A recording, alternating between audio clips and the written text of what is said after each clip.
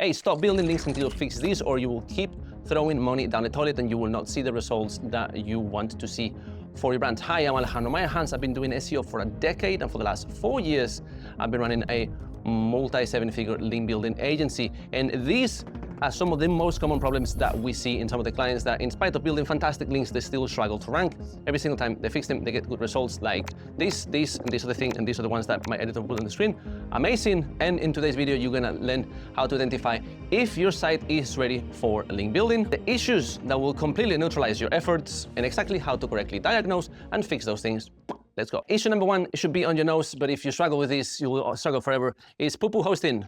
What does this mean? It means a server that is ever down, is not 100% of the time up. It means a server that is slow or has a poor CDN native integration, which most likely cases means that you are in a shared hosting. Problem with that, you also have a shared IP. IPs carry a reputation. If this one is bad, or this one is bad, or this downtime is anything more than 0%, you will struggle to rank. How to solve it? Move into a VPS, move into a dedicated hosting. There's things like Cloudflare that you can then enable on top that will make sure that the site delivers for as long as Cloudflare doesn't have a global outage. Happens rarely. Why does this really matter? Well, if your server is slow or unstable, Google cannot crawl your website, it cannot fetch the information, and therefore it cannot rank you. If this is not your problem, amazing, you can move into the next issue. All right, second most common issue that we see all the time, this is particular to WordPress sites, is gonna be plugin theme bloat.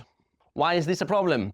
More plugins means more code. Slow theme means more code. More code means the site takes slower to be sent by the hosting. This is why you need a really fast hosting in the first place, and then your site needs to be sent to the crawlers when they request to fetch it. Why is this a problem? Manifold. One, the bigger the website, and it comes to the actual size of the index.php file, okay, your theme and your plugins go into that, the slower that's going to be served to the crawler. The slower it's served to the crawler, the more money it costs Google, the least they're going to like you. But then it comes when that actually, that package opens, the problems that you encounter is more plugins, more vulnerability problems. If your site gets hacked, your rankings will go down the toilet, okay? So plugin issues open you to hacks, opens you to slow site, opens you to render issues. How to tell if you have this problem? Go to WordPress, open the plugins tab, and look at every single plugin that you have. If you have plugins that are inactive, or plugins that do a function that is very simple that you can do with a piece of code, either on the header of the site or a simple snippet, remove the plugin. Typical issues that happens with plugins that are inactive or are no longer on the WordPress repository is they get bought and then they get hacked, and you have stuff injected on your website and all sorts of bad things. Within here, I'm gonna add another problem that other people have, which is a lot harder to correct, which is gonna be bloated page builders. An issue for a different video, hard to correct because you need to move out of the page builder. Many sites don't need a page builder at all. Single best theme there is when it comes to speed is GeneratePress. If you have GeneratePress, a very minimal plugin selection, and you're building directly on the Gutenberg editor with some minimal CSS, you will have a very, very fast site. You can likely also do that in plain HTML. So how do you fix this? We said, get into a good hosting. How do you fix this? We said, remove plugins, old plugins, and then compress. Compress?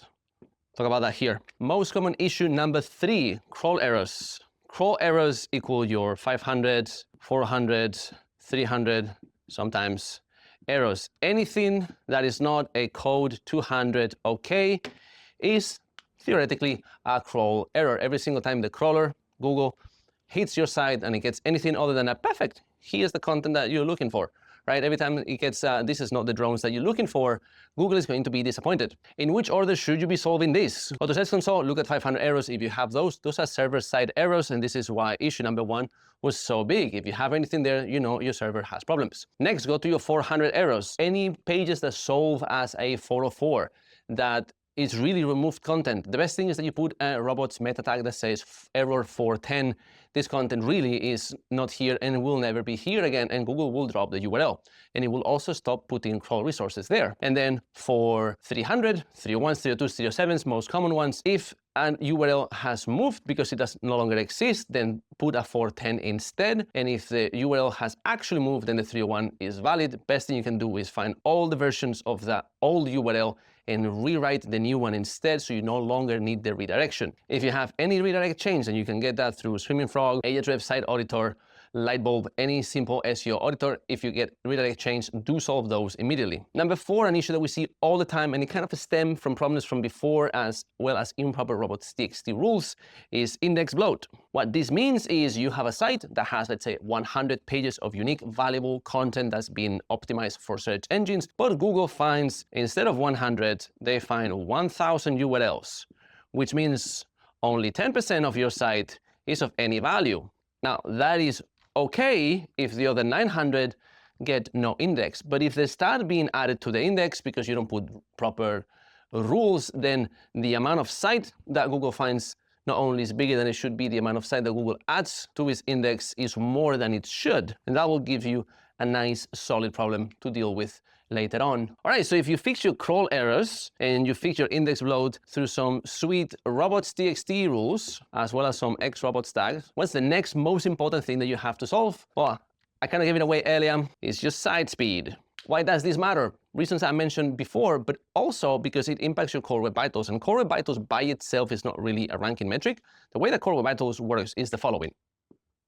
If there is a user with a phone in a slow internet connection, and let's say your core web vitals stay here and the user's connection is here, you just don't appear for that user. Your rankings won't change, but you will disappear for users in locked-in devices and connections where Google can tell, yeah, this site is just simply too slow to serve it, which means you get less user data. You have less positive signals to feed into RankBrain. Eventually, it does have a trickle-down effect. But the way it really matters is, again, going into Google Search Console and doing this check. You want your time to first byte to be less than 200 milliseconds. This is the same as your reaction time when you're driving, how fast you hit the brakes when you have to brake, mean the longer or shorter that the car will travel. The longer time to respond means the longer it will take for the site to then load, and then depending on how heavy it is and how crappy the hosting is, it starts to compound, and then it's impossible that you will hit green core web vitals if you have issues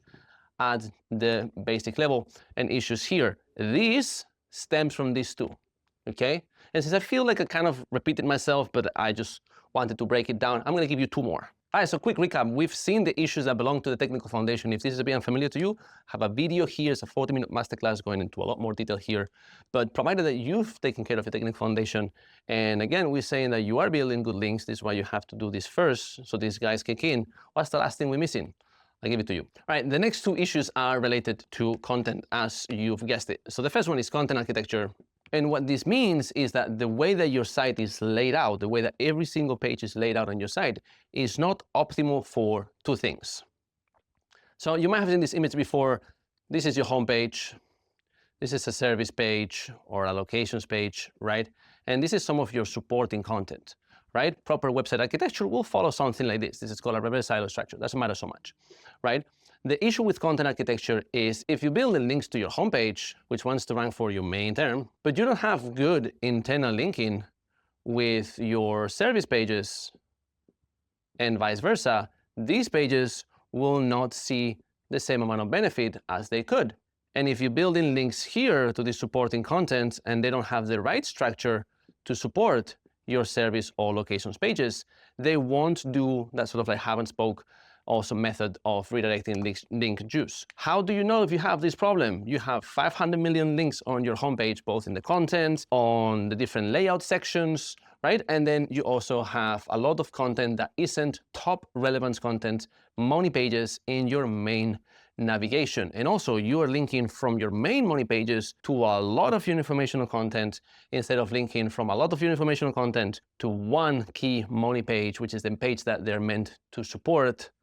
That will get you bad content architecture. What happens if you follow the theory, right, is that as you send power to this page through internal links, it follows to the other pages, and vice versa. As you put links into your service pages and your locations pages, this entire layer supports your homepage, which typically targets the most competitive, right, term.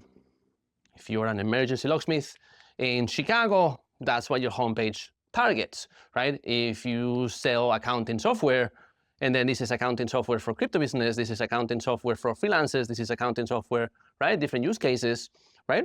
then you want this to have proper architecture. How do you fix this? You do a review of your homepage and your money pages first, and you get very thorough about where you link to from those pages. The next issue that we see all the time is document structure. Extremely easy. You have a page, has a title, it has a subtitle. This is your H1, right? It has an actual title, which is what shows on the tab, right? Well, basically your H1 is just to say your H2s, right? And then your H3s, H4s, H5s. It needs to cascade on this order. You're gonna have an H2 here, then an H3, then an H1 here, then another H1 here. That doesn't work, okay? So provided that you have good architecture here on the document structure, then you also have bulleted rich data with numbers and percentages, and then you are linking out to external sources that validate your data.